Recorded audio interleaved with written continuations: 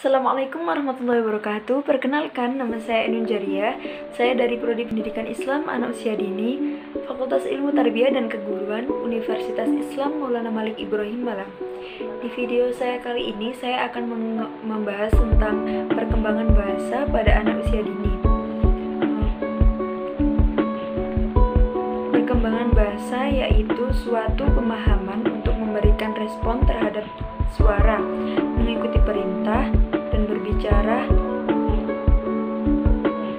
spontan. Perkembangan bahasa anak berkembang sesuai dengan perkembangan biologisnya. Hal inilah yang disebut sebagai dasar mengapa anak pada umur tertentu sudah bisa berbicara, sedangkan anak pada umur tertentu pula belum dapat berbicara. Akan tetapi, dalam perkembangannya, anak memiliki komponen perkembangan bahasa yang hampir sama. Hal ini tentunya dapat dilihat dari segi perkembangan bahasa anak yang normal.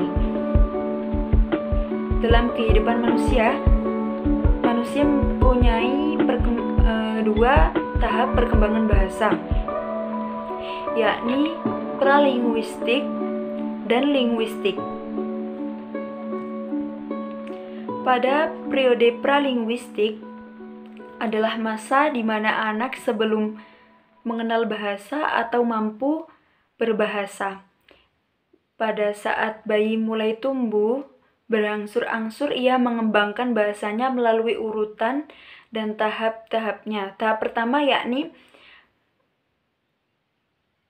sejak lahir atau masa saat 2 bulan, dan pada tahap kedua yakni setelah anak belajar mengeluarkan suara dalam bentuk tangis atau mulai mengoceh ya. Dan tahap ketiga yakni bayi setelah melalui masa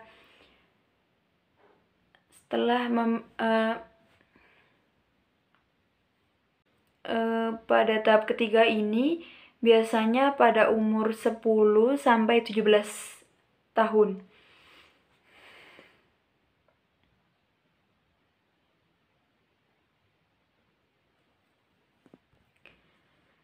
Pada periode linguistik, anak sudah mulai tampak perkembangan bahasanya.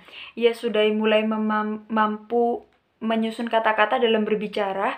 Kata yang dimaksud adalah ucapan atau gabungan langsung dengan benda atau kegiatan tertentu sebagai bentuk dasar, misalnya mama, papa, baba, atau sebagainya.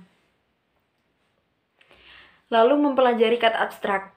Ini terjadi antara umur 17 bulan sampai ke atas.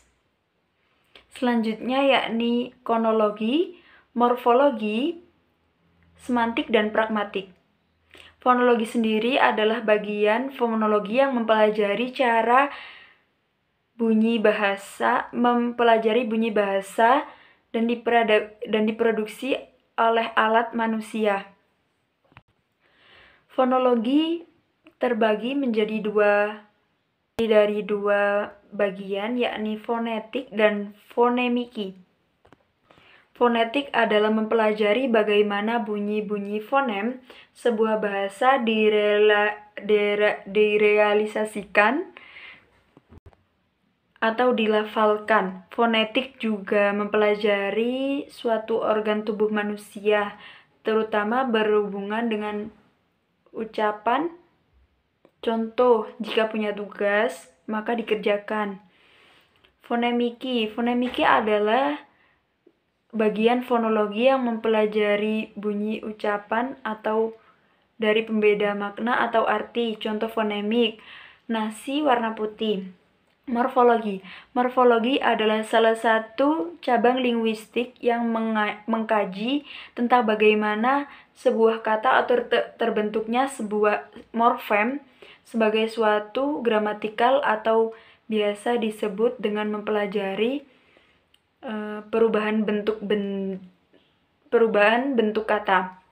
Contoh morfologi yakni minum, minuman, diminum, minuman, terminum, atau minum-minum.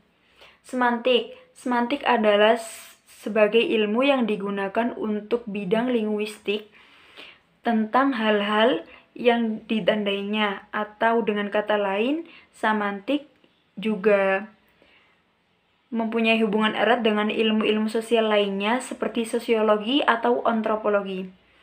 Pragmatik. Pragmatik adalah ilmu bahasa yang mempelajari perkembangan bahasa tentang pemakainya. Makna bahasa tersebut dapat diketahui dengan maksud pembicara tersebut. Mungkin segini dulu dari saya.